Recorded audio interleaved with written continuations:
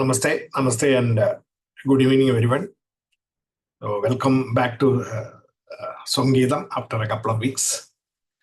Today, we will be discussing chapter 15. The chapter 15 can be considered as the one chapter Bhagavad-Gita. And it was, initially thought that Bhagavad-Gita had only 15 chapters and 15th was the final chapter. But then later, 3 more chapters are appended to it. Is basically what some of the gurus say. Whatever it is, 15th chapter is definitely a knowledge-based summary of the whole of the scripture of Bhagavad-Gita. So, before we really get going, I would like everyone to chant the 15th sloka. I will play the audio, and all of you who have can follow it. Accompany it or look at the book and recite it along with us. So it is 20 slokas. It's a very small chapter, just like the 12th chapter. So let us first chant the slokas, and then we will get the discussions onto that started. Okay, so that is the 15th chapter. So now we'll get going.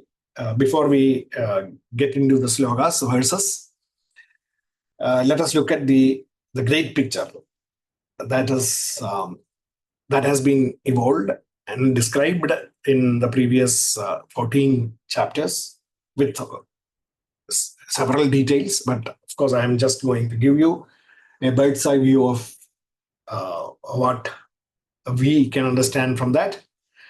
We have the infinite everywhere, everything that is infinite, and the universe that emerged within the infinite. So we are all within that infinite. The universe is within, and we are within this universe. We are therefore within the infinite.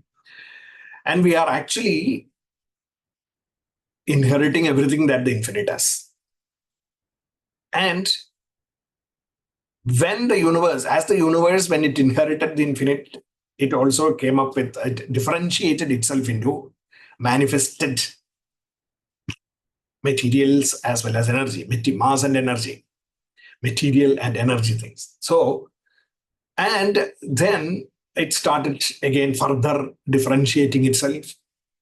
And ultimately, we can see that the physical beings were created, and each of the physical beings encapsulated within it several of those energies, and then they can be classified as physical, chemical, and biological processes that were ignited within.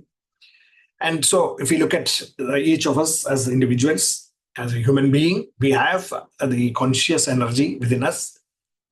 We have this spark of life within us, and that has kindled the consciousness within our brains. And we are aware of our surroundings as well as ourselves.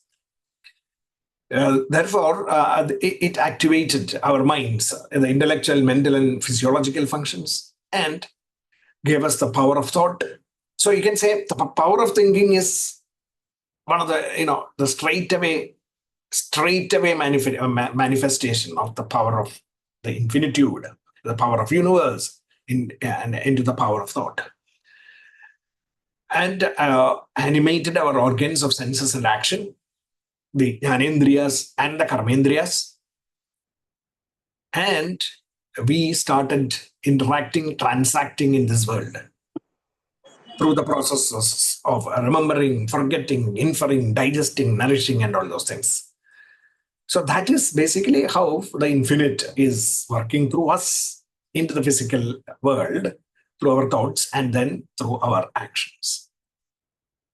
So how the infinite manifests as the universe, and the resulting matter and energy is combining to form the various manifestations, is depicted in this infographic. The specific reference here is how our consciousness is manifested and transforms the energy to express through the medium of the body, mind, and the intellect. So this is basically the grand picture. So this is how we should actually now start equating ourselves with that infinitude. And the moment we start understanding this process of manifestation of the infinite through each one of us, we will get confident of the fact that it is our body, mind, and intellect that is limited, and that, but still, the body, mind, and intellect has the capability to change itself, and therefore, we can strive to go forward, move forward, inch forward, get better and better every minute of our, every second of our living. Towards what? Towards what is called as perfection. What is that perfection? Definitely, when you say perfect, nobody can be perfect, because we are always moving towards perfection. So moving towards perfection is the dharma of human life. In fact, every living being, everything is moving towards perfection through evolution. But human beings have the power to control and move forward, or also denigrate, go back. That is the issue. So we should actually be looking ahead, moving ahead towards perfection. So what is that perfection that we need to strive for, and how do we reach there is basically what Bhagavad-Gita has been teaching us. And ultimately, the summary of that is being given to us through this 15th chapter in a very cryptic way, in 20 verses. So that is the reason why it is also called as the Purushottama Yoga. So it is for us to realize our Purushottamatvam, the perfectionism within us, because we are perfect. Only thing is, we are limited because of our physical constraints. So moving towards that perfection. So how do we actually, the Bhagavad Gita, how has it actually, the Gita intelligence, how has it given to us all this in detail, but as a summary, that is the 15th chapter.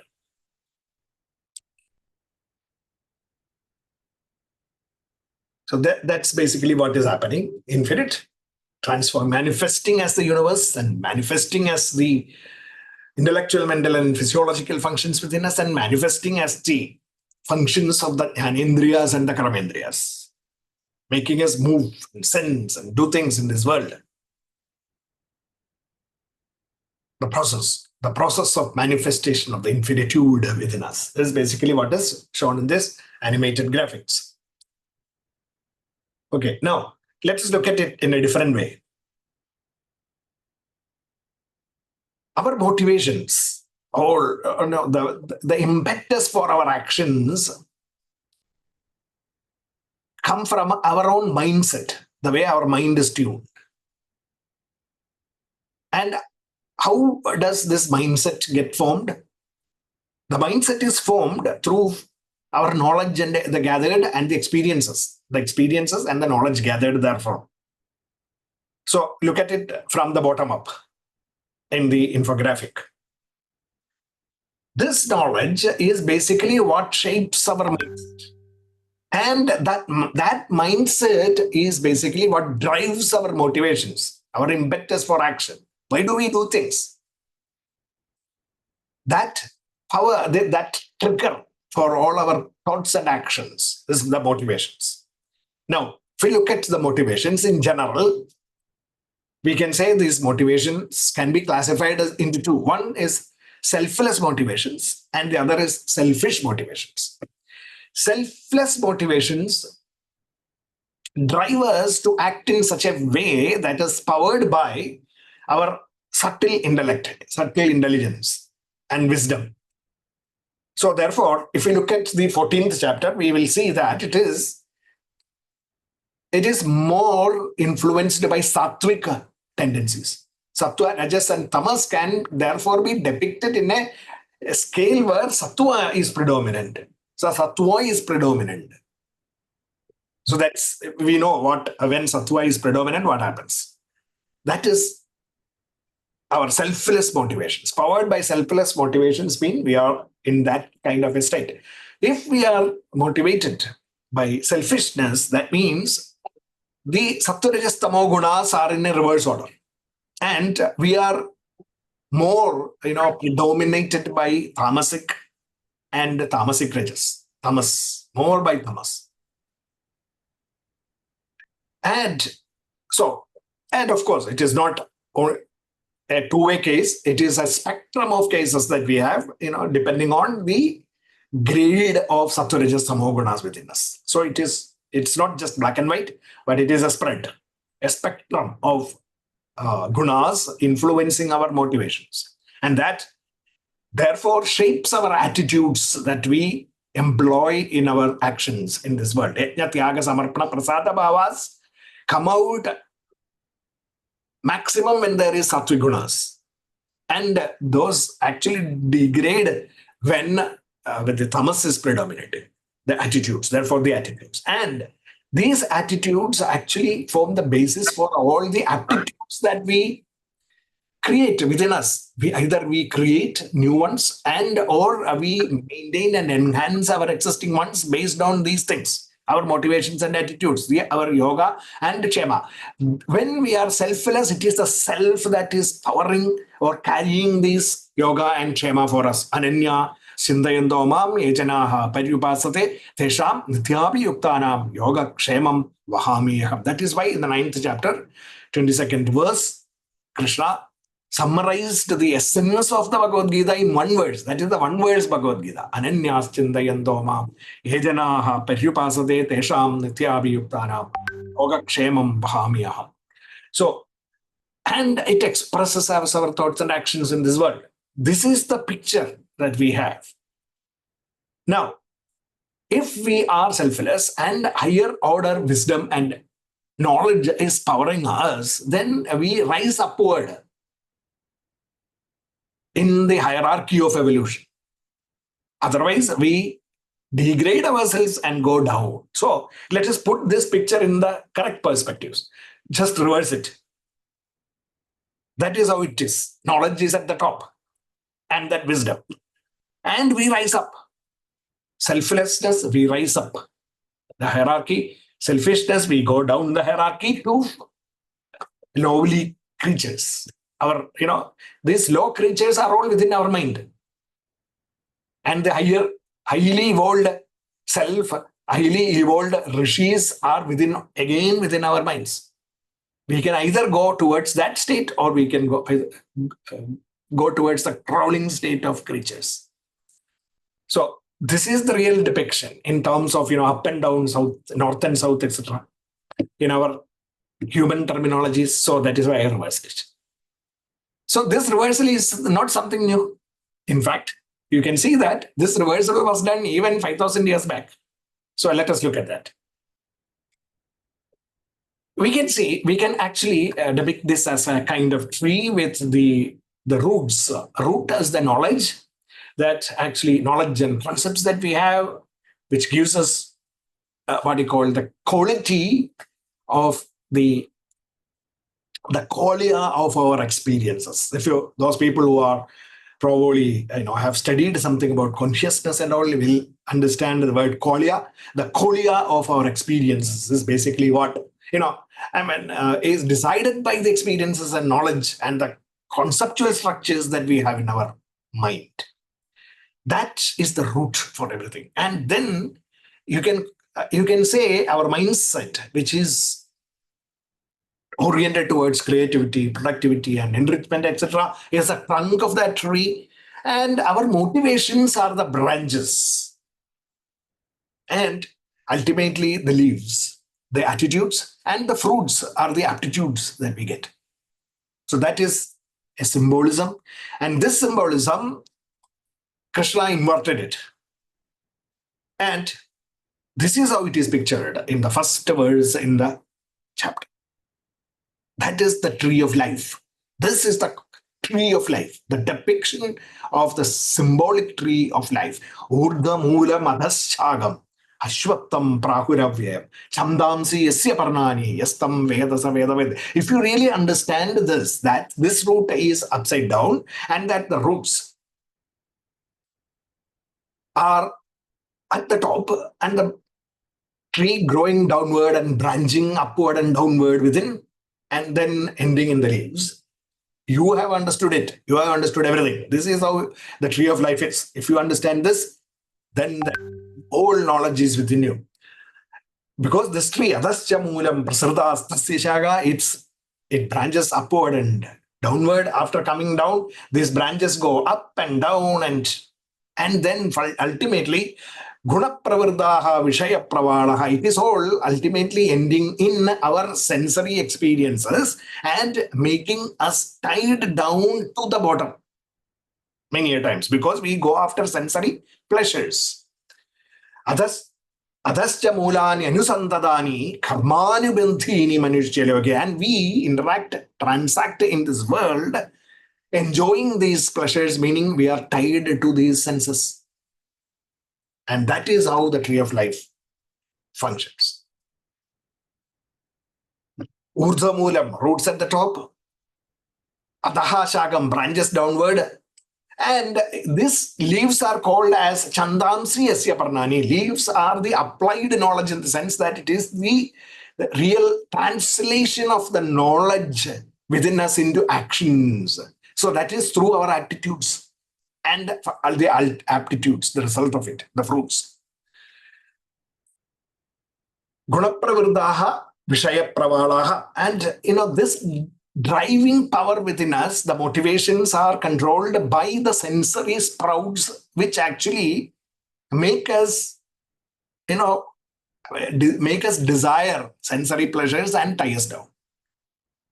And tie us down to what? Karma anubandhini manishya. We are tied down to our selfish actions. And we crave for those results.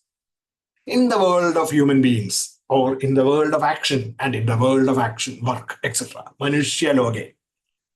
So this is how the tree of life is depicted at the beginning of this chapter. The right attitudes, actually, you can call the right attitudes, which are the applied knowledge. The applied knowledge of the joys of the self, or the wisdom of the self, is cooperation, sacrifice, dedication, and abundance. Prasada bhava, yajna tyaga samarpana prasada bhavas. When these are the bhavas infused with the knowledge of or the wisdom of the Gita intelligence, which is described in detail in the third and fourth chapters of Karma Yoga. Yajna bhava, tyaga bhava, samarpana bhava, and prasada bhava of abundant nature, abundance, positive abundance. If we can bring out all these bhavas into our actions, it will be the first and foremost step in breaking free from our limited thinkings towards the road to perfection. Because Purushottama Yoga, we are Purushottamas, we are perfect in every sense, but we are tied down to this karma anubandhini manushya loge. In this world of actions, we are tied down because of our selfish desires. So the first step in getting released from this selfishness and therefore limitations is to have this knowledge of the bhavas, the attitudes.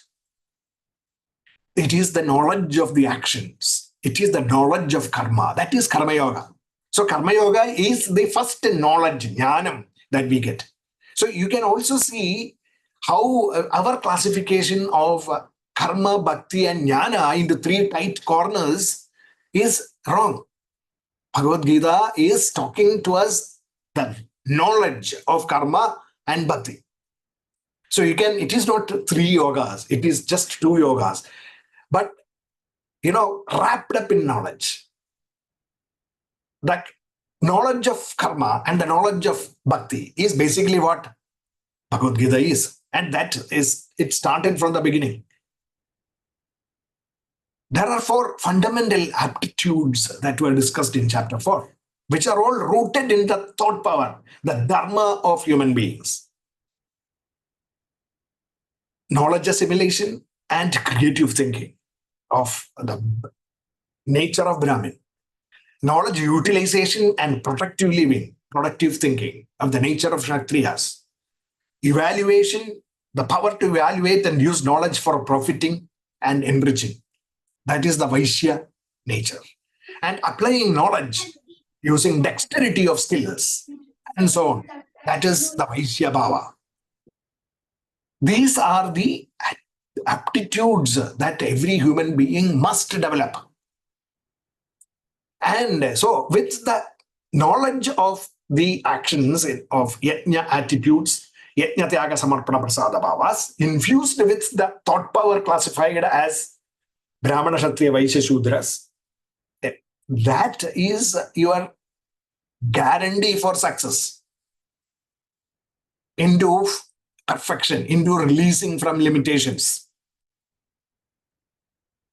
And so, with all this combined with this, the initial picture of the tree of life is basically what is the first two verses are.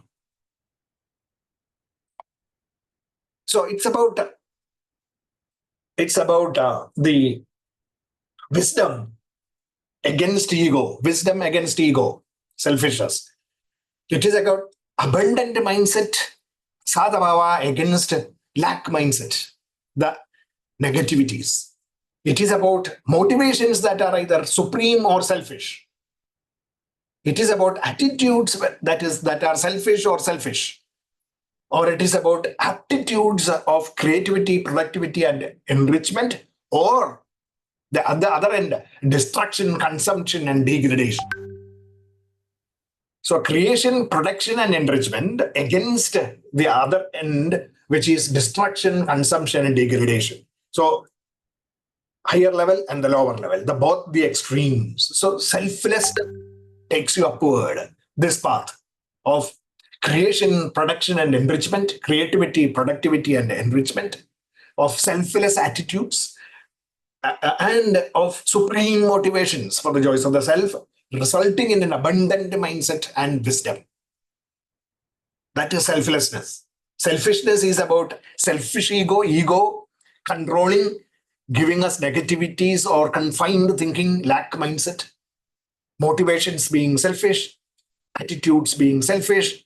The result, we have attitudes that are destructive, consuming more than producing, and degrading ourselves, which is selfishness. That is basically what this tree is depicting. So what is required is basically what? Now, it is very difficult. You can see this in every action plane, whether it is working in the office, in professions, or at home, or in the society, volunteering for activities, wherever it is. You can see the role of egos and selfishness, and the selflessness that is taking you upward in any kind of endeavor. Narubamasyeka tatobhalabhyade. Nandonna chatir nachasam pradishta ashwattamenam suvirudamelam asanga shastrena dridayena chita. It is very difficult actually for everyone to actually see this. But after going through Gita intelligence, you should be able to envisage this and experience this in everyday living. Otherwise, it is difficult. People do not notice. People just get into a kind of tailspin and involuntarily get stuck with selfish desires, controlled by ego. So we need to, what is required is for us to asanga shastrena dridena chitva, cut it out, that selfishness, and be able to reach that eternal state of wisdom, of knowledge. That state, if you reach that by cutting this detachment, using detachment, if you can cut away your selfishness, then you reach that eternal state of perfection and peace.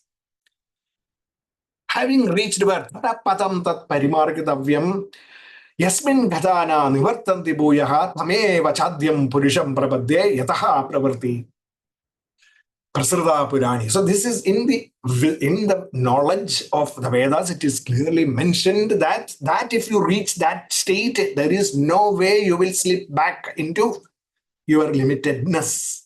You will always, whether you are successful or whether you are failing in this material world, whether you fail in this material world, whether you are in happiness or whether you are in pain in this material world, you will realize that you are not this. You are the infinite, and that these states are temporary, transient, and therefore it will keep changing. And you are the transcendental self.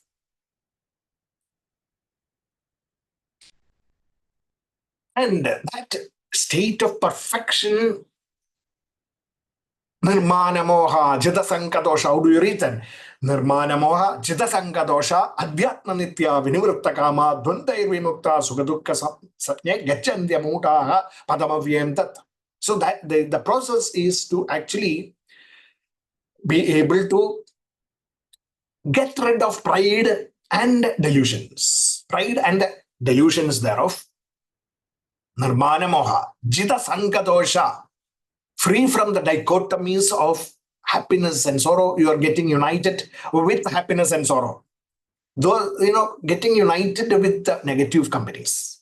Jita Sanka dosha. You have to win over these negative networks in your life.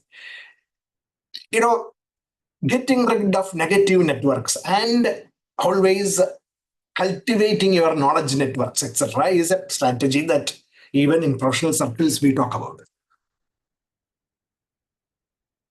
Eternally wedded to conscience, Adhyatma nitya, Vinivritakamaha, wedded to these joys of the self, the conscience, free from selfish desires, free from the dichotomies like happiness and sorrow. Such not deluded wise people reach that eternal state of perfect bliss and wisdom.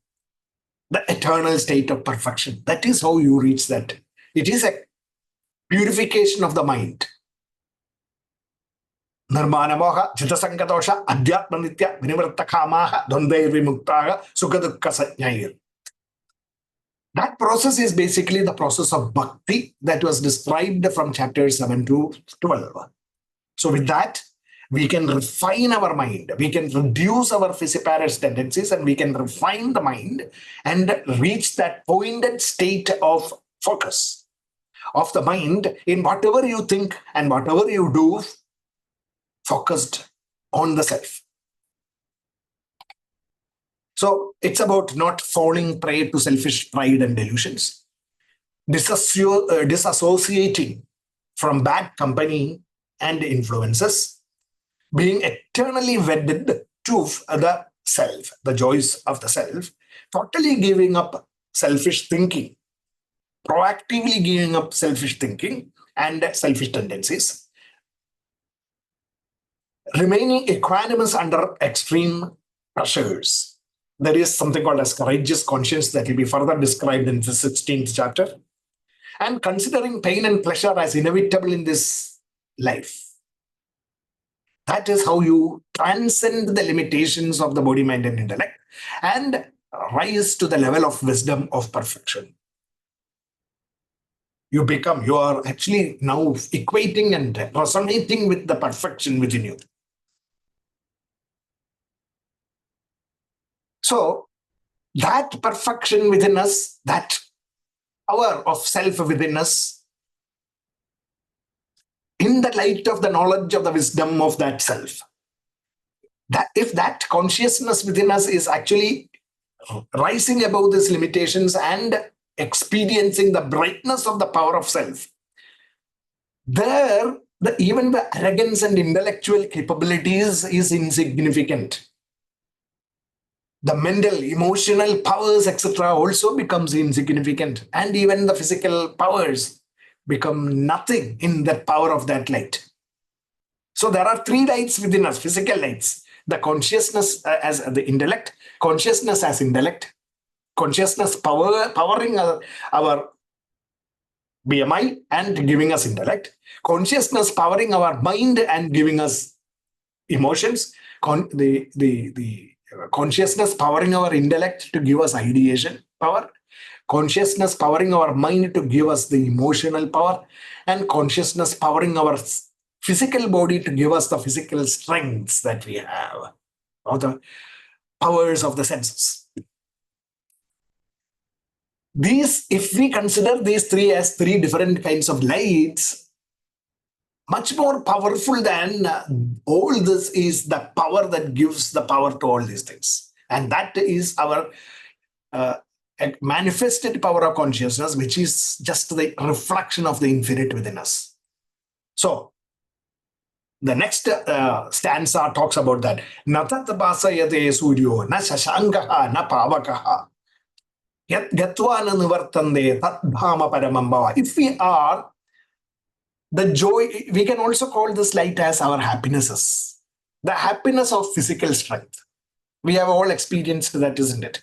When we are able to do something physical and be successful at it, physical strength, physical powers, run at 100 meters in 9 seconds flat, things like that, physical strengths, we feel happy.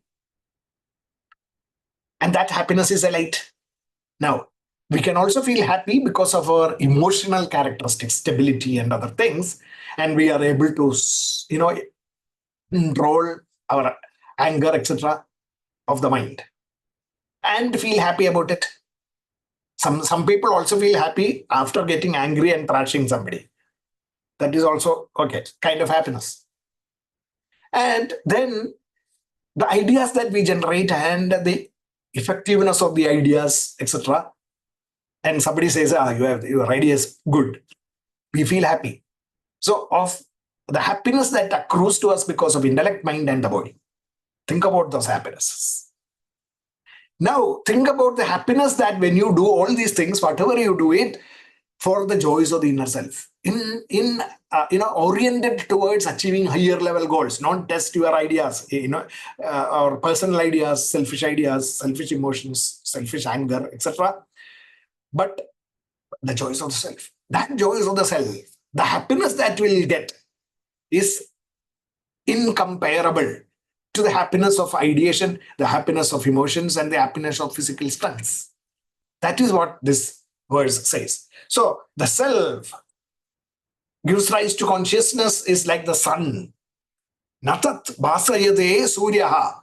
It is much more powerful than the sun. Means it is much more powerful than the self is more powerful than your consciousness and the intellectual capabilities that it gives you. It is more powerful than your reflected consciousness of the mind and the intellect, actually. And it is also powerful than the powers of your senses, the pavakaha, fire. So these three powers, material powers, are equated to sun, moon, and the fire. And our self is much more powerful than all this, which gives them these powers. That is the depiction of our BMI in relation to the self, and the happinesses that the BMI gives and the happiness that the self gives.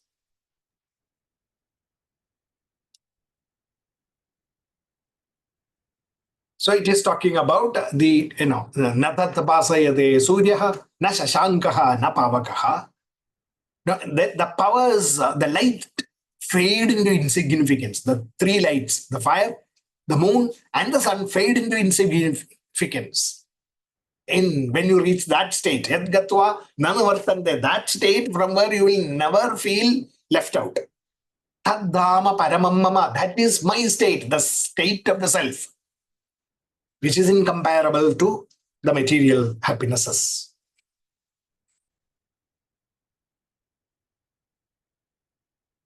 It is actually that power of the self is defined as the contemplative joy that we get when we are in union with the self. And that is how it is described in Advaita Vedanta philosophy, parlance. In fact, Advaita Vedanta philosophy talks about 4 states of intellectual evolution of human beings.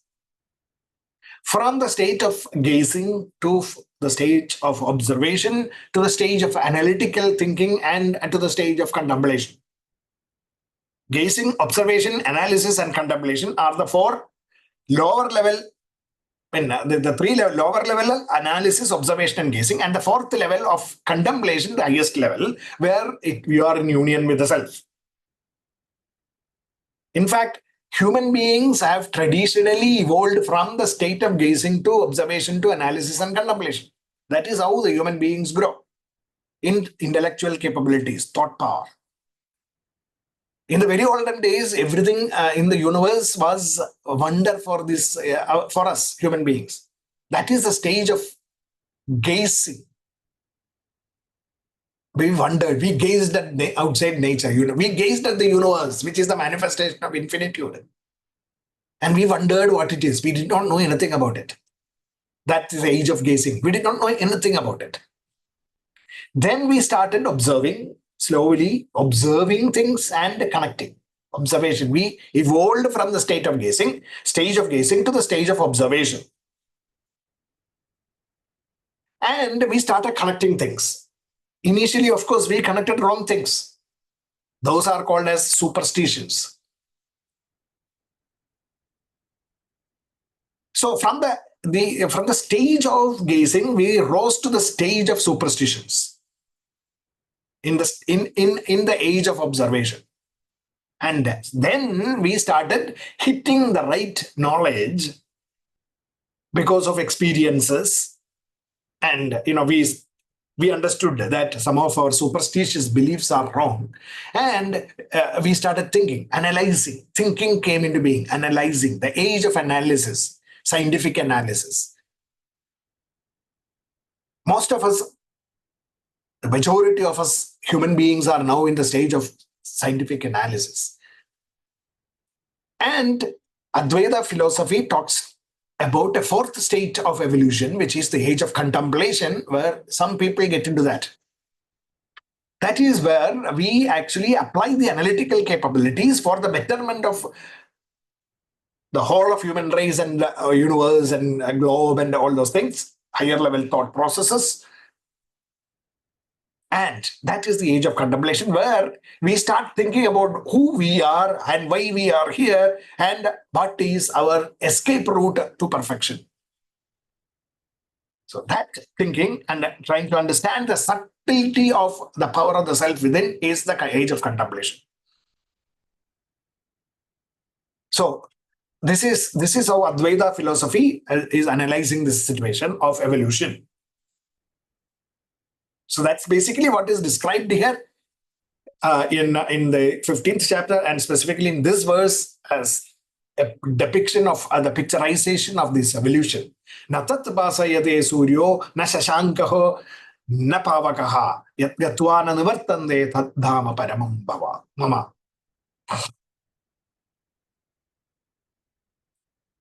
And all of us are actually in that mode of, that self now is within each one of us. Mamevamsho jivaloge. It is that power of self that is actually invigorating, enlivening jivaloge in all manifestations of jiva. Jiva bhuta sanatanaha.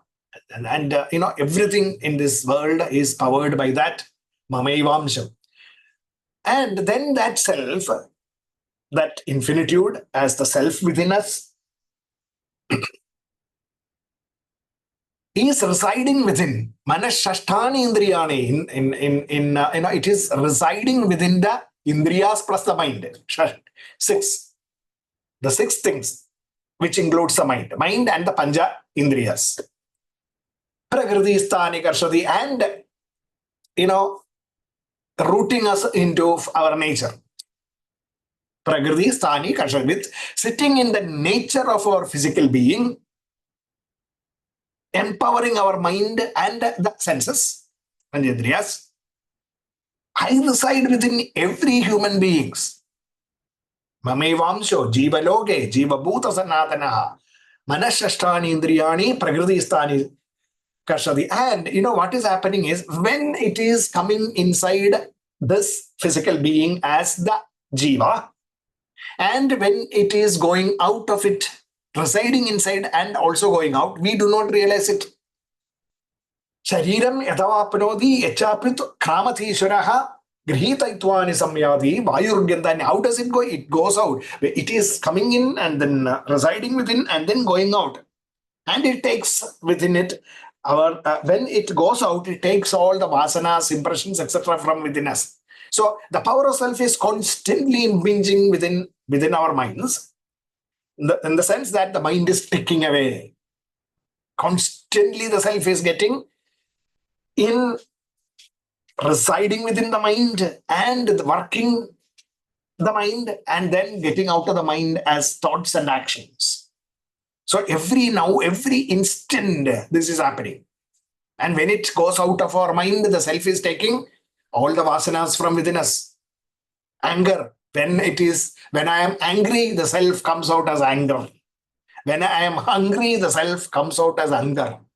When I am happy, the self comes out as happiness. When I am compassionate, the self comes out as compassion. When I am greedy, the self comes out as greediness. When I am jealous, the self comes out as jealousy, etc. That is what is happening. We do not see this. It is like the wind that enters a flower and then goes out of the flower, taking with it the fragrance of the flower. That is how it is described. The power of the self. Now let us slightly take a quick look at the scientific aspects of how it is actually working within each one of us. At least in the 21st century, we should be looking at this in this light. The power of the self activates the cortical algorithms within the brain, the cortex, the cortical areas of the brain initially, so that all the jnanendriyas and the senses and all start functioning and the mind starts activated. And then they combine together and then finally impinges or signals the motor actions. So it has cortical algorithms and then it becomes the power of perception and the thought and then the power of action. So you see, this is how things go out. And when the power of self therefore goes out as action, what is happening is it takes with it the gunas, the vasanas of what? Your cortical algorithms, of your perception capabilities and your thinking, and goes out. It could be sattvic, rajasic, tamasic in combination. So if you are sattva, you will be a sattvic person. So sattva predominant, you will be a sattvic person. If you are tamas predominant, you will be a tamasic, your actions will be tamasic. That's it. That is basically what it is talking about. So in fact, for those of you who may be interested, just take a look at the way, our brain is organized to enact this role. We have this, it is said the human neocortex is composed of cortical columns of about 500,000 neurons each. And these columns, 500,000 such columns are there. Each column consists of about 60,000 neurons. And that is how our cortical columns of about 20 million or something like that, 20 billion, something like that, neurons are there in our, just the cortical part alone. And each one of these cortical columns are composed of, a pattern recognizer, which is about 100 neurons. So you can say there are 30 billion by 100 or 300 million such pattern recognizers within the brain. And these 300 million pattern recognizers are basically what we apply with the power of the self, working it and making us think and act in this world. So this is basically it is. And then how it does, for example, take sight, for example, pixels, light pixels coming into our eye at the bottom level, light pixels coming into our eye, nose, ears, and all those things.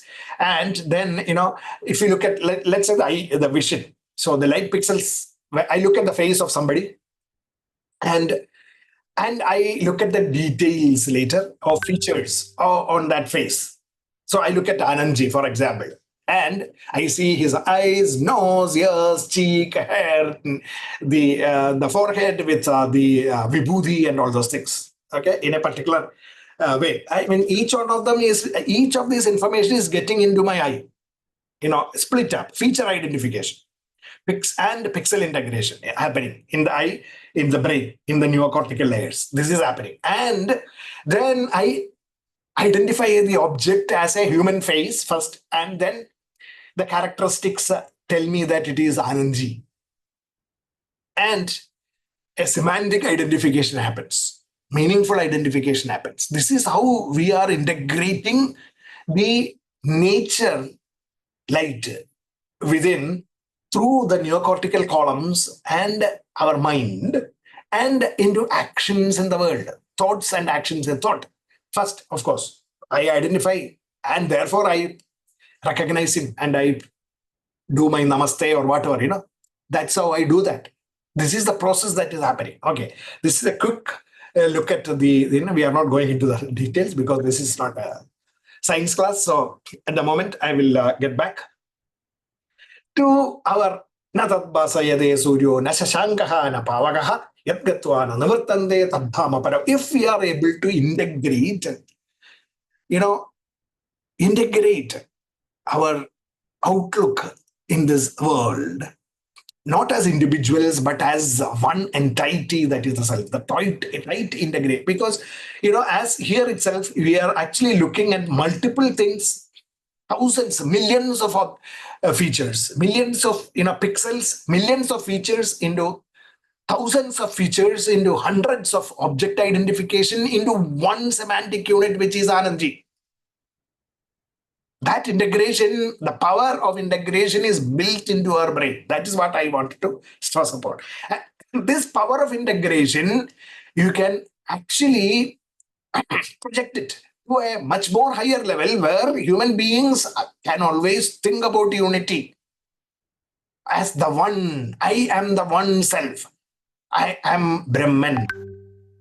If we are able to voluntarily and involuntarily think, but as if by habit, that it happens. The brain is capable of doing that. First time I just got introduced to Anandji, let's say some time back, and then after 6 months, I am seeing him again for the second time. Let's say I will take some time to integrate and then to identify him. But after some time, what happens? The moment I see him, I immediately recognize. It becomes a habitual thing for me to recognize Anandji's face. Anything that we do is like that. Through a process of repetition, consistently and persistently doing repetition, we come to a state of habitual, recognition or habitual actions. So, the human evolution, the purpose of human evolution itself, as designed by the infinite, is to evolve higher and higher and higher into a state of perfection like that. And what is this highest state of perfection that we can all achieve? Every human being instantly recognizes others as the self. Ultimately, that is basically the ultimate level of integration that we should think about, and that is what Gita is teaching us, trying to teach us. That is the state of contemplation that we need to evolve to the highest level. So this picturization talks about the power of the self entering the mind or creating the mind and then going out as actions, acts of. So the mind is full of emotions and that emotions come out, act of emotion. Power of self itself, actually it is the power of self coming out. It is the power of self that is coming out. It is the power of self that is coming out. But it is carrying this acts of emotion on top of it. That's how things are. So when that mind is cleared, sattvic, what is happening is the power of self will come out, but carrying the joys of the self. So this is the picture. So it is, and Krishna says, it is like this. It is like Shariram yadavapnoti yachapit Kramadishwaraha grihitaidvani samyadi vayurgandhani vashyad. As much as the self appropriates the faculties of perception of the mind, the self actually enlivens the mind, means it appropriates the faculties of the mind for itself. It takes away all these when it gives up. When it gets out, it actually brings with that. It gets out. It is no more the faculties of the mind, but it is the product of that emotion, conditioning. Just as the wind takes the aroma of the flower from it and leaves the flower, the powers of perception and the powers of the mind are what are left behind when one gives up. So that's a different thing which we will talk about later, because what we leave behind is the tendencies of our mind. We can leave behind an angry world. If everyone is angry, an angry society is left behind, even when we die. Simple example. That's it. I mean, the sense to understand. So, by then it says Sotram Chakshusparshanam cha Rasanam Kranameva cha Adhishtaya Manaschayam Vishayan Upasevate. Now, how am I working through each one of you? How am I, meaning the self? How am the self? How is the self working through each one of us? The self is the real me, I am, but it is working through appropriating the Panchendriyas and the Jnanendriyas and the Antakarana. Panchendriyas, Jnanendriyas, and the Antakarana.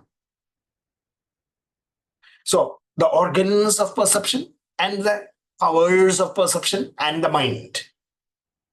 The mind is constituted of ahangaram, chittam, buddhi, manas, buddhi, chittam, ahangaram, the four things. Antakarana. That is the mind.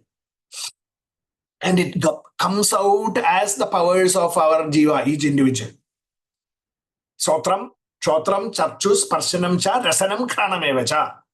The power of hearing, the power of sight, the power of touch, the power of rasanam and the taste, and the power of kranam, smell.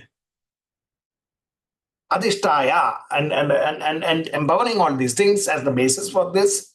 Manaha, with the mind, Vishayanupasevate, I enjoy with the mind all the things in this world, and outcome goes right. And therefore I forget the fact that I am the self. I am the self is the real identity, but we forget and we identify ourselves within this red box.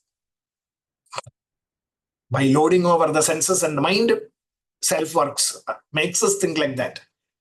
While living the body, residing in it, or while experiencing the sensory powers, sensory world, in association with the qualities of the senses and the mind, we get deluded. We do not see the underlying power of self as the basis for our life.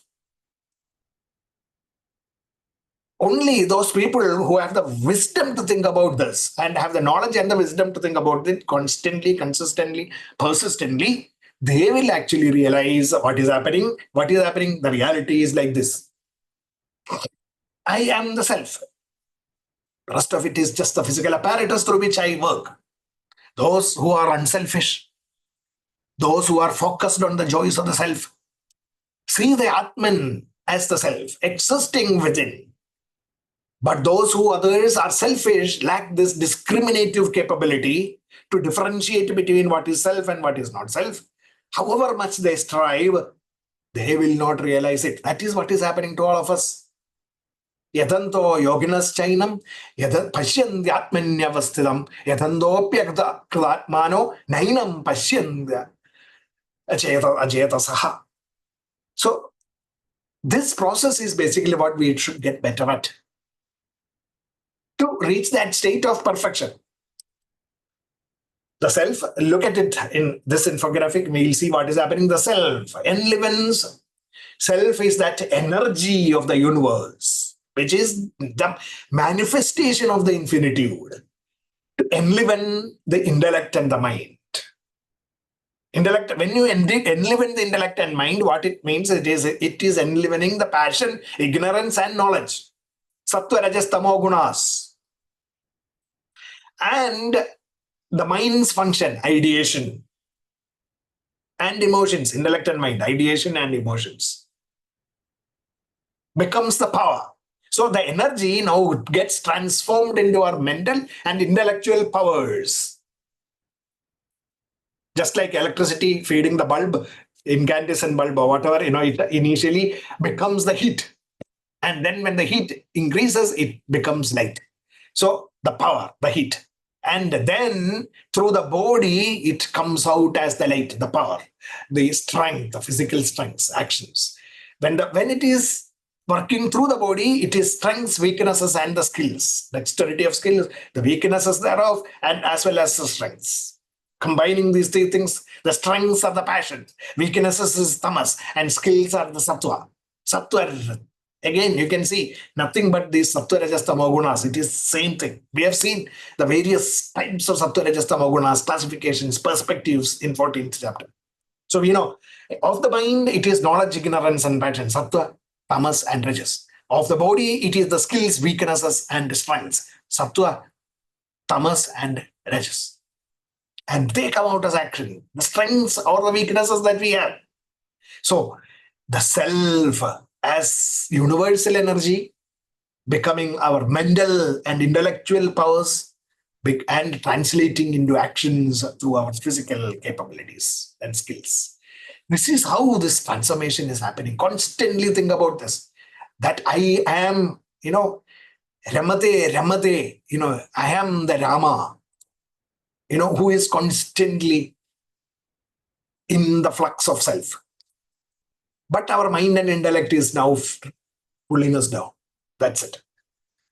So, okay, look at it in the functional way. But the power of the self initially becoming discipline, devotion, and discrimination, the 3 Ds of the intellect and the mind. Discipline, devotion, and discrimination. The real transformation should be like that. Discipline, devotion, and discrimination, the 3 Ds. And that actually translating into the finer aspects of faith, dedication, focus, sense control, equanimity, and selflessness. All this were described in the 5th, 4th, 5th, 6th chapters. And also further in the 12th chapter also. Faith, dedication, focus, sense control, equanimity, and selflessness. It becomes that intellectual capabilities of the mind to actually give us the power to, or the mindset to practice, apply knowledge, to be able to reflect and apply that in the real life. With what? With dexterity of skills, karma yoga. So bhakti translating into karma then. Knowledge, discipline, devotion, discrimination. To bhakti, faith, dedication, focus, sense control, equanimity, and selflessness. And to actions, karma, dexterity, ultimately leading to productivity, creativity, and enrichment. So this is the timeline of the flow of that air through the flower and taking out the fragrance. The self, going through each one of us, This is basically what is happening. So, and it says, if we channelize this infinite powers of the self, through willpower and self-effort. So what is required? The initial thing is willpower and self-effort. Discipline, devotion, and discrimination works then in driving our productive energies with the faith, sense control, equanimity, focus, and selflessness that is to nourish our experiences and value systems and knowledge and apply it in our life with dexterity, without likes and dislikes. It becomes a super recipe or a sure recipe for self-actualizing, actualizing the infinitude of the self. Our capabilities, skill sets, and utility value in this world. That is the message. That is the message of Gita intelligence. That is the message of Bhagavad-Gita. That is the message that Krishna gave Arjuna. So, now look at this. This is how, now this is to visualize, this is for you to actually imprint this knowledge into our mind. Look at this graphical visualization. This is how we are. All of us are like this. Myself, me, who is me? The I. It is infinite everywhere. It is only that physically in a very limited space. My identity or physical identity is just the body and the mind and the intellect. It is located in one place, even though my mind is everywhere. I mean, my intellect, myself is everywhere. Myself is everywhere, but my mind, thoughts, and actions are confined within my body, and its actions come out of my body. Thoughts are within, and the actions come out. So that is basically what is happening. Thoughts within, actions outside. So can you all actually think about yourself as this, a machine that is tapping infinitude and then limitedly going out as actions, my actions, limited actions. So different people have different range of actions. That's it. Why? Because of their thoughts and actions, becoming more and more wider. That's all. Some are limited, some are. That is the reason why you find people who do small things and people who do a lot of things. So that's me. That is everyone, each one of us. And the jnana tapasya, knowledge austerity that Gita intelligence is talking about, is this: when we fully comprehend the presence of the self as the all-powering force within us, doing everything by becoming everything. The power of the self, doing everything by becoming everything. We stand to gain in confidence of our potentials. If we are able to faithfully connect with this knowledge that the self is doing everything by becoming everything, we stand to gain in super confidence. The confidence, it's not about our confidence and things like that. It is the infinite confidence that we can develop. This knowledge should help us build self-esteem, to face the challenges of the world with confidence and build the faith that nothing is impossible. If at all we lack in anything, it is just because we are not channelizing our energies with self-power and willpower. That is the knowledge that Gita intelligence gives us. That is what Krishna wanted Arjuna to understand. So we should also understand that. So it is about even a portion of, just have the faith. Even a portion of the power of self can start making changes. What then would you be if you have faith that self is infinite? Even a small attempt can start giving you successes. So think about the infinitude that can give you if you really believe in it and you have developed faith in it. Having belief first, karma, having faith, bhakti, and having the connection with the self, that is jnana. Becoming the self, that is jnana. So believing in self is karma, having then faith in that self is bhakti, and then becoming the self is jnana. So again, karma, bhakti, and jnana. So the infinitude impinging on us and then coming out as limited is basically what is happening.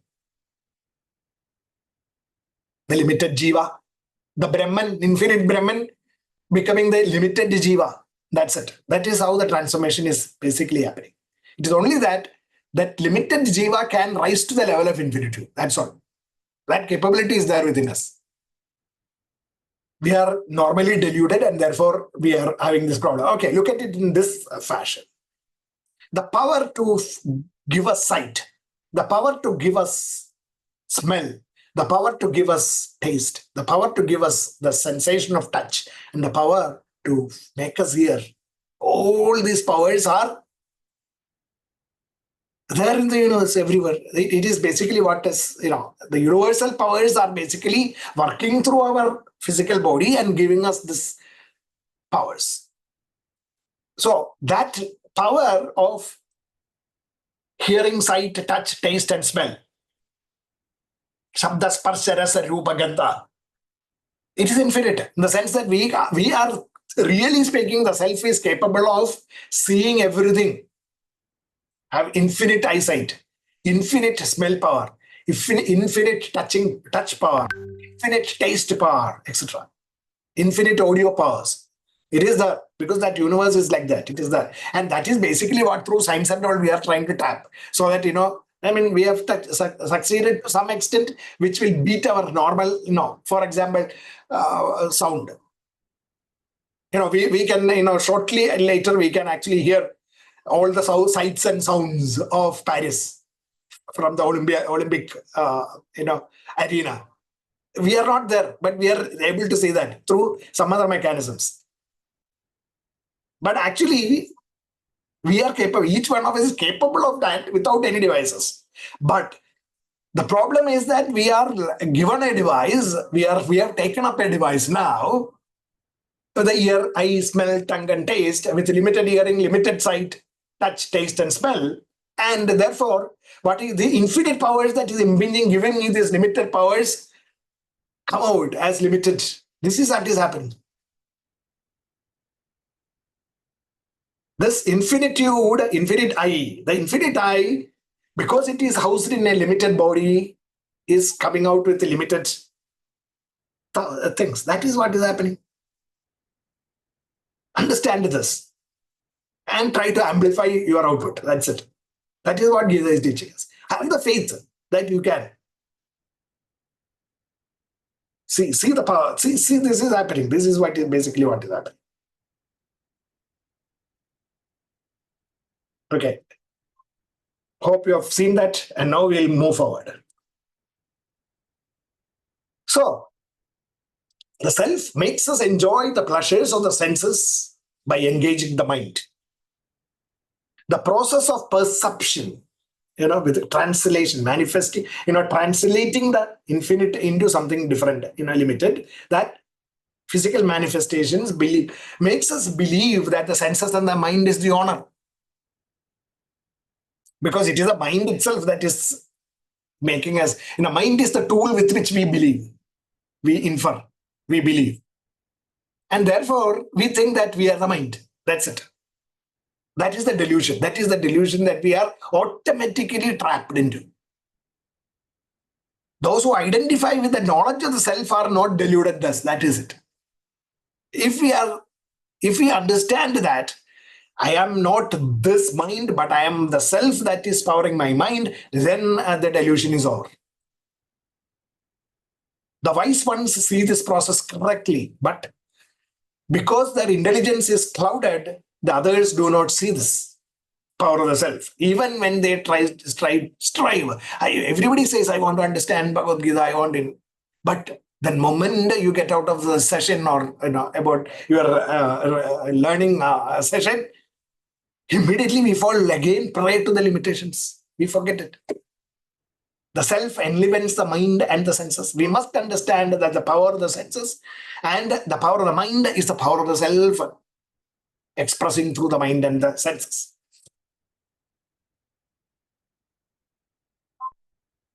Understand that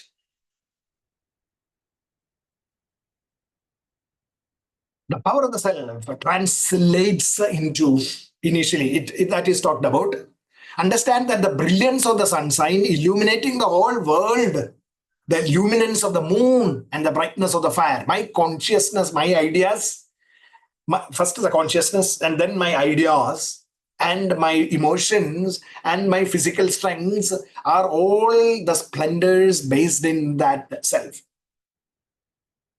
Yadadityakadam tejo jagat bhasayate kilam yachandramasi yachagno tattejo vidhimamagam. That is the 12th verse. And then Krishna says, that power of the self translates into Gama Vishyacha Budani Dharayamya Hamojasa Pushna Mechaushadhi Sarva Somo Bhutva Rasatmakaha. That power becomes the metabolic capabilities within. And then that metabolism again translates into something different. What is it? Aham Vaishwanaro Bhutva Praninam Deham Asritaha Prana Panasama Yukta Pajamyanam Chaturvidam. By, combining with all this, 4 types of, I eat 4 types of food, and that food actually, increases my metabolism as well as then through the process of digestion. So it becomes metabolism and the power of digestion, but the self within me. Sarvasya chaham hridisannivishto mattaspriti jnanam apohanam cha vedaischa sarvair ahameva vedyo vedanda krit veda videha chaham videva chaham. So that it is becoming, that power not only becomes the metabolism and digestion, and then it gives and enlivens my mind powers, which is memory, knowledge, and the reasoning capabilities. So understand that self is the subject, the originator, and the knowledge.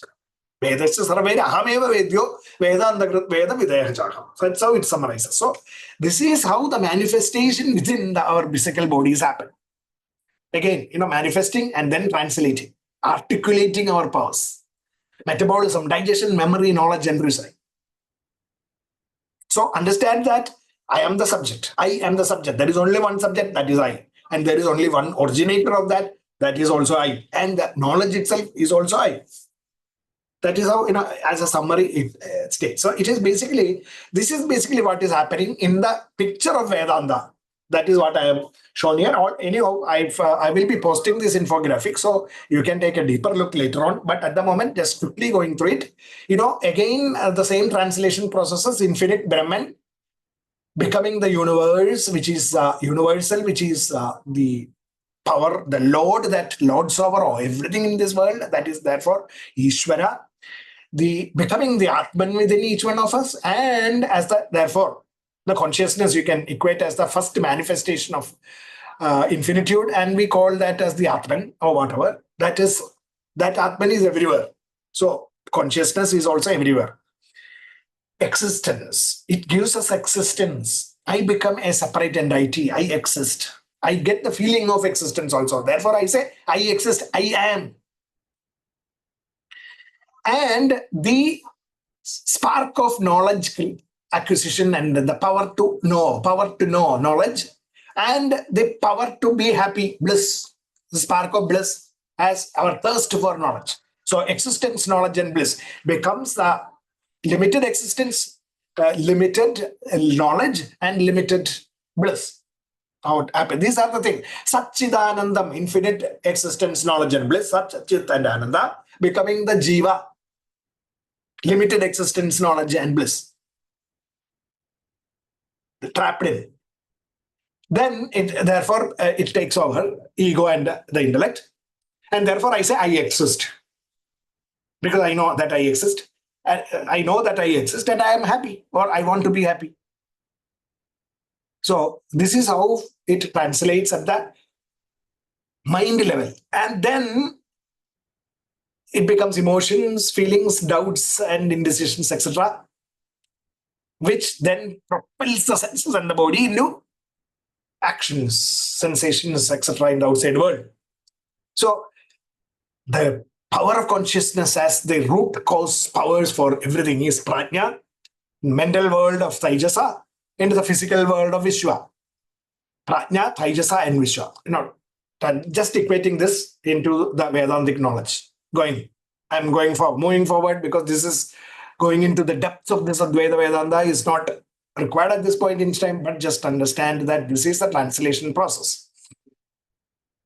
So, another picturization. The self first gives rise to ownership of ego, ideation, intellect, and then the physical body. The intellect, when it identifies the Pancha Pranas and the Jnanendriyas get activated, and then the senses, the physical body and the senses.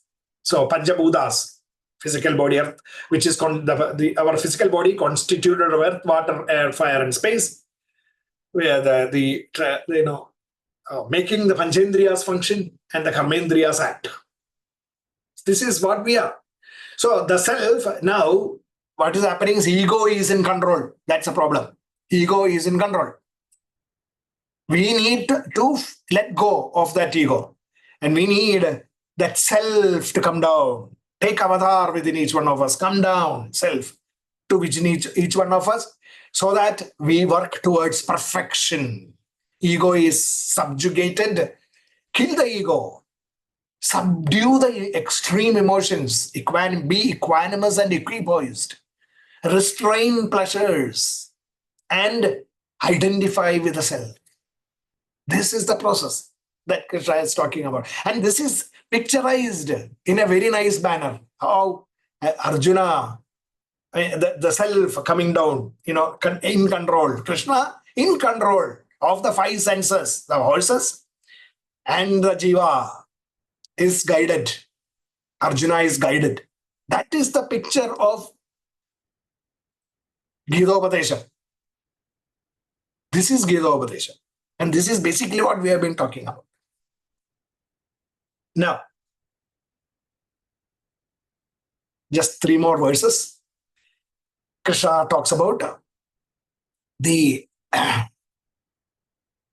Dvamimau Purusho Loge, Chara Shakshara Evaja, Chara Sarvani Karmani, Bhudan, Chara Sarvani Bhutani, Kudasto Akshara Uchyate. And Uttama Purushas to Anyaha, Paramatmethu Udahradaha, Yo Logatrayama Vishya Bibartavyaya Ishvara. So that summary definitions are given here. I will translate that into a table, which talks about that there are 2 entities in this world. Okay, if you look at the microcosm and the macrocosm, I will look at it in both my macro and the micro way. We will look at it in the samashti and the veshti. Individual, as individual, if you look at the bottom microcosm, there are 2 entities within us. What is that? One is the Atman, which is no qualification, nothing, no attributes. It is the infinite itself. And the qualified, as qualified with the sattva, rajas, tamo gunas working through the mind, etc. I am the jiva. So, and in the micro world, my consciousness and the physical energies of the mind, vital, mental, and intellectual energies. That's how it is. This is what it is. Or in the macro, if you look at it, the same definition holds. We have the Brahman, the infinite, from which the universe, qualified, Ishvara came about, universal energies. From the unified energy, the universal energies of the world, universe, 4 basic integrated energies of the physical world. So this is that is what Krishna is talking about. There are 2 entities in this world: the conditioned being, which is perishable. This jiva is perishable. This universe is perishable. But what is imperishable is the Atman and the Brahman, which is the same. That is what it says. Immutable self. That immutable self, the Atman, like the anvil of a smith, Kudastaha Akshara Uchyade. That Akshara, that the one which does not have any transformations and destruction. It is like the anvil of the ironsmith. The iron is placed on top and it changes. But for the iron to change and show different characteristics, it needs the anvil. Without the anvil, that smith cannot actually work on that iron. That is the analogy used. Kudastaha Achara Uchyade. Uttama Purushatstu Anyaha. Different from that is the Brahman or the Atman. And in the world of, in the macro way, in the individual world, he is called as Atman. And in the macro universe, he is called as the Brahman, because it is the reason for the universe. The reason for Jiva is the Atman. The reason for the universe, Ishvara, is the Brahman. So it is called as Ishvara, it is called as Brahman, etc. in the interchanging manner by people. That's all. So I will in the Advaita Vedanta language also I have written it here. I will post it. Jiva is equal to, what is Jiva? Therefore, Jiva is the self plus conditioning of my mind, BMI, etc. Microcosmic conditioning, microcosm conditioning. So Vedanta says Jiva is equal to individual self plus microcosm conditioning. So if you actually, as a mathematical equation, what is Jiva? Therefore, Jiva minus the microscopic condition. What is it? Jiva, if you take the micro plus microcosm conditioning to the left side, it becomes Jiva minus microcosm conditioning is equal to the self, is equal to Atman. Similarly, Ishvara is equal to universal self. The self, again, self only. We just in terminology we use individual and universe. That's all. Yourself plus macrocosm conditioning of the universe. So Ishvara minus macrocosm conditioning is equal to the self again. Brahman. Is equal to Brahman. Sorry. It is not universe, it is Brahman. Typo. So it is Brahman. Yeah. So this typo may be there in the posting also. So remember that. Or maybe I'll try to correct it and then post it later. Yeah. Both being ultimately the self is basically what is to be understood. The distinction between individual self and the universal self, the Brahman, is only apparent one. Limitations coming from the conditioning. That is what Advaita Vedanta teaches us. Okay, so the last two verses are, two verses. Yes. Yasmat charam adidoham aksharadabi chotamaha adhospi loke vedeja prathita purushottamaha. That perfect being, therefore, they call me as the perfect, the Brahman. Yo mameva sammudo dhyanati purushottamam sa sarvavit bhajati mam sarvabhavena bhavarta. In all kinds of our bhavas, thinking, the basis. I am that. I will picturize that. And I will picturize that, and then you will understand that. Those two slokas.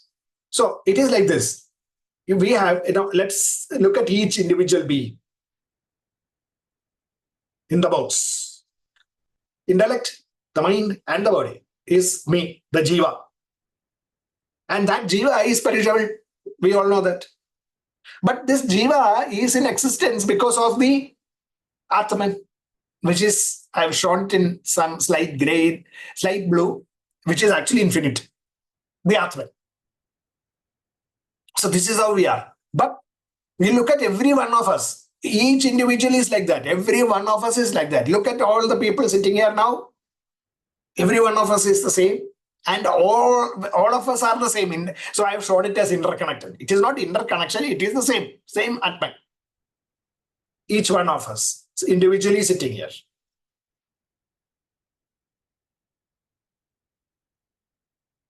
Because that self is now beyond the perishable, that Atman is beyond the perishable, more perfect than the perishable, there is something. What is that? It is that infinitude.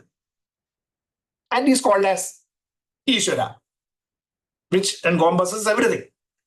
And is the basis for all our awareness, conscious awareness. It is that self. What is that? In Jagrat, in Swapna, and Sushupti. That is why in Gayatri Mantra, we talk about Bhur, Bhuva, Swaha. That three states of consciousness, it is pervaded by this self. And that is called as the Paramatma or the Ishvara. And actually, beyond everything else is that perfect one, which is, that I am right, as the Purushottama. Encompassing everything is the Purushottama, the Brahman, the infinite. So, what is the summary? There are two entities in this world, the perishable and the imperishable. All beings are perishable. And the immutable self, the Atman, is imperishable. There is the perfect one called the Supreme Self, the indestructible Lord Ishvara, with respect to all of us, who pervades the three worlds and sustains them. The three worlds of Jagrat, Swapna, and Susupti. Bhur, Bhuva, Swaha. The self is beyond all this perishable and higher than the imperishable. Therefore, the self is known in this world and in the world of knowledge, Vedas, as Purushottama, the power, perfect self. That is what our identity is, the perfect self. We have no conditioning, really. But the conditioning comes from, in the universe, as macro conditioning for the universe, and in micro conditioning, my mind and the Tattva Rajasaga Mudas. That is what it is. Either this 18 and 19 slokas, and then finally 20th, Idi Guhyadabam Shastram, Idamuttam Mayanaka, Hetat Buddhva Buddhiman Syat, Kritakrityascha Bharata. Thus, the most profound science of perfection has now been explained by me, by the self, by Krishna. Oh, sinless Bharata, Arjuna, yourself is sinless. Kritakrityascha. Your mind and intellect are failing you. And that is not you. The real you, Arjuna, you are the sinless one. by understanding which one will have attained perfection. Concluded. But before concluding, let me look at some practical implications of it also in terms of, the infinite, the universal, and the individual is basically what we are talking about. The infinite is the perfect. The universe is the Ishvara, and the individual is the Atman, the Jiva.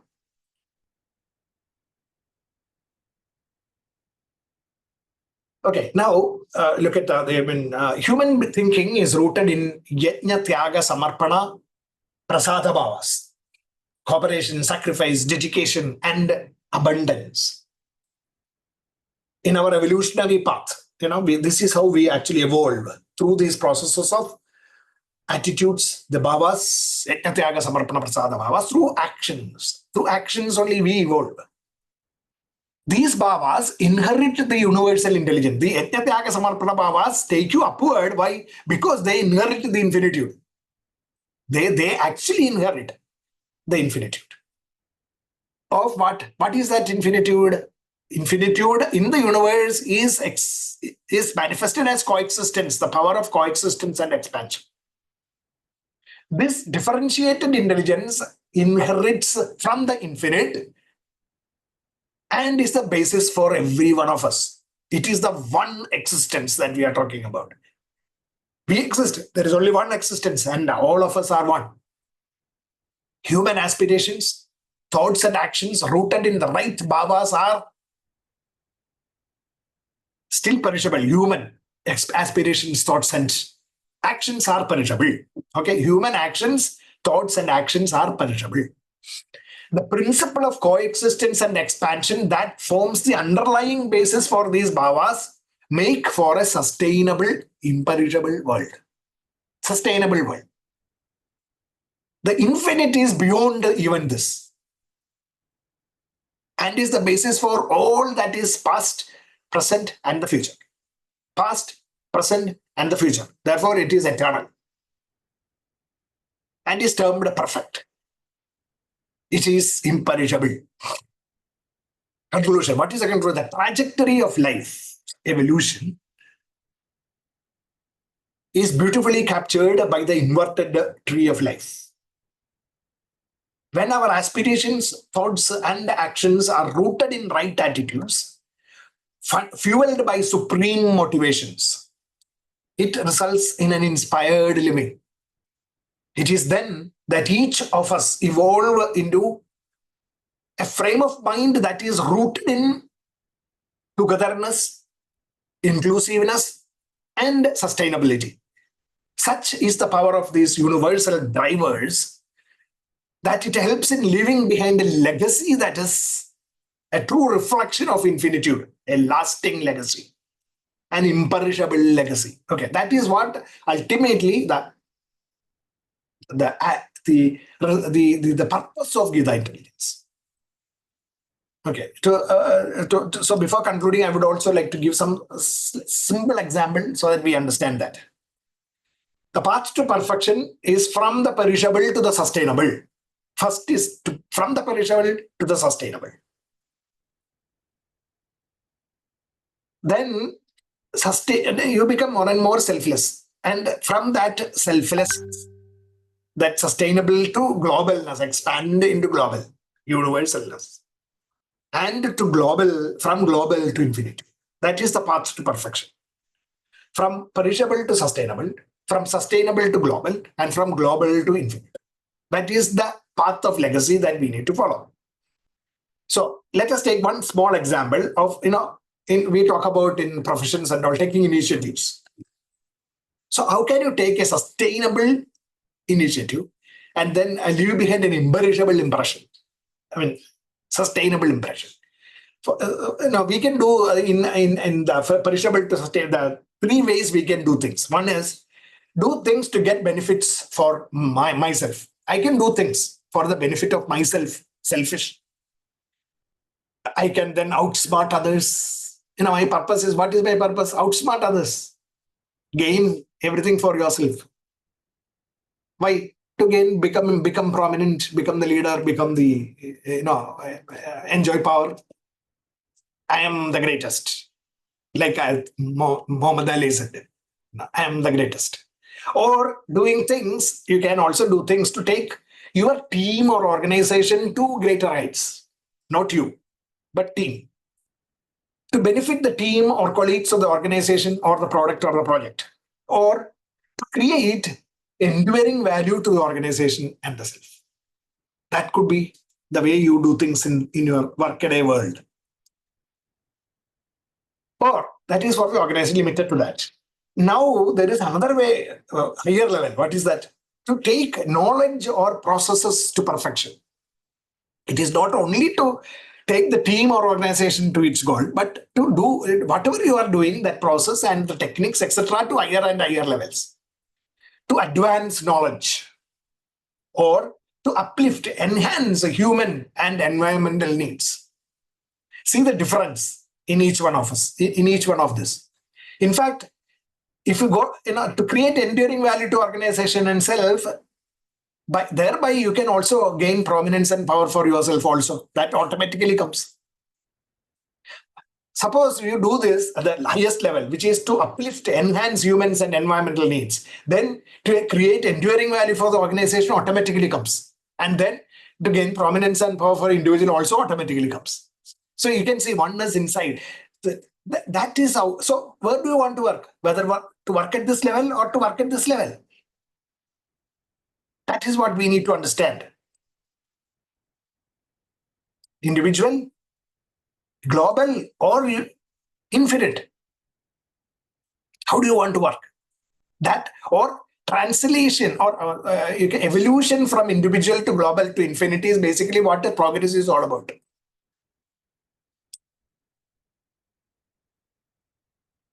So it is that process is basically what we are talking about. The evolution from the individual to the global or the universal to the infinite. This is basically what we are talking about. So 20 lines of chapter 15, 20 slogas. I have summarized it here, which is basically, I will be posting it, so you can go through that. It's a one-page summary of, or 20-line summary of chapter Purushottama Yoga. A graphical summary would be something like this. You can say your path of life. We talked about the tree of life. So let us take the path of our life. The path of our life, every point in our life we are made with, we are the intersection of choices. What is that? First choice. Should we lead the path of good or the path of the pleasant? That's the first choice. So the path of the pleasant is actually short-lived, which is mamatvam, mana, moha, sangadosha, kama, and dvanda bhavas, which is all full of these things. Or the path of good is, if you take the path of good itself, there is another choice. What is it? Do you want the joys of the self or the joys of the BMI? Because the path of good also you can take for doing selfish things, but not bad things. You are doing good things, but for you again, the joys of the BMI or the joys of the self. So if you take the joys of the BMI as your choice, still there is a roundabout where you can actually come back, or you can actually go to average existence. Destination is average existence. Or you can come back. There is a choice to come back. There is a possibility to come back and then take to the joys of the self as the route, which is the imperishable route. Nirmana moha, jitasanga dosha, adhyatma nitya, vinivritta kama, dvandai vimukta, sukha dukkha, samatvaha.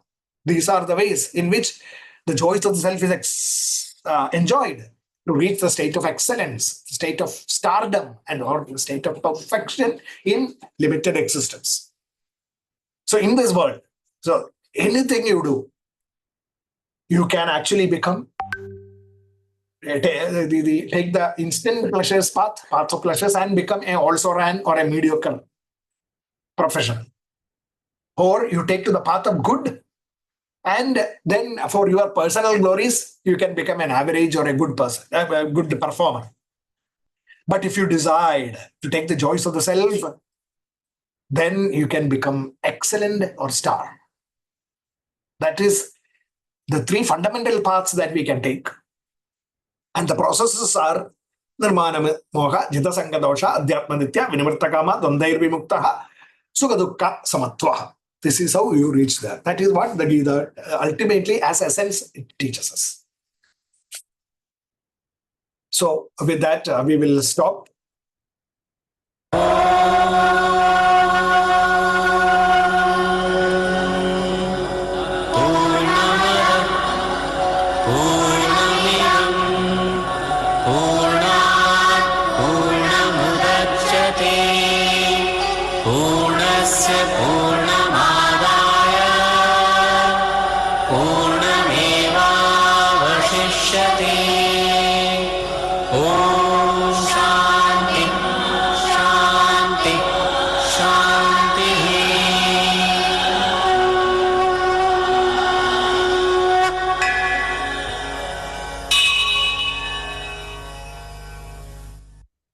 Anandji.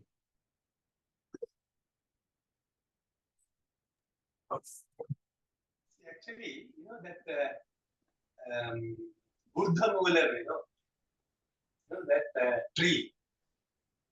For me, it was really. Are you able to hear me? Yeah. Are you able to hear me? Yes, now I can. Now better. Yeah. See, actually, that tree, for me, it was really confusing right from the beginning. See, they would not have mentioned, that root on the top, and then the other things on the bottom without some meaning. So I went to the Ashwatha tree. I was watching that Ashwatha tree. Actually, the root comes from the top down. Mm-hmm. I don't know whether you have noticed it. What do you call that kind of trees? Yeah. Yeah. Actually, when it spreads only through that. That gives support for all the branches. Oranges, yeah. So then it struck me. See, you take birth in this world, and then grow up and you have the knowledge. And if the knowledge is used for, as you rightly said, for the BMI, you start coming back again. The whole root comes stagnant into the body, into the ground again. That means again birth, and again your death and things like that. Yeah. So it took a lot of time for me to understand that. But what you said is right. The moment you have the knowledge, and if you cut the tree and then go up, you are into selfless. Right. But I was not able to relate that to particular tree. Why they said actually, Yeah. So Yeah. with that, that gave me. Yeah, the graphic visualization. Yes. Putting a tree upside down, it was not giving convincing to me, So I went on, but actually everybody is explaining only on that way. Nobody was, maybe they understood better than me. I was not able to comprehend at all. And there is also this Ashwatha tree itself is not the banyan tree that generally every translators talk about. No. It is Ashwatha tree. That is how it is Ashwatha. That is that which is never constant. It is not there tomorrow. Yeah, it is. Which is not there tomorrow. That is actually Ashwatha. Which that is not there tomorrow. Yeah, Ashwatha. Yeah, that's why it is ever changing. Ever changing. Then that Brahman, you show that. Can you just show that once again? The Brahman and the universe and the individual. Last one. The previous one. Where Jiva is. Yes. Yeah. Yes. Microcosm, unqualified. See here, actually what we mean is microcosm unqualified is Brahman, right? Yeah. Yeah. Brahman qualified is Ishvara. Brahman qualified is Ishvara. Correct? Yeah. But that is Brahman, does not have any qualities. But when you give qualities, it becomes Ishvara, which is like correct. So, no, correct. So Yeah. I am just identifying, for my understanding, Brahman qualified is Ishvara. Brahman In qualified. the microcosm, Yeah. Brahman unqualified becomes Atman. Yeah. Same way, Brahman qualified becomes Jiva, right?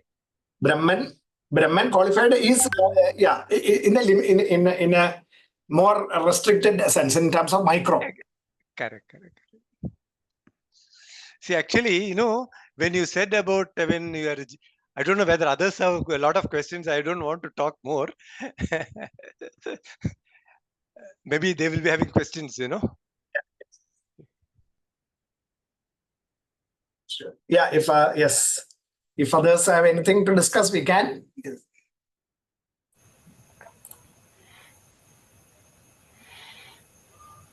Yes, I just was thinking if you are thinking of stopping the recording, if that is the intention. I can. Do you want me to stop the recording? Yes. Okay, I will. No. I was just asking you. Otherwise, the size becomes quite large. I know. Let me just stop it. Actually, yes, stop.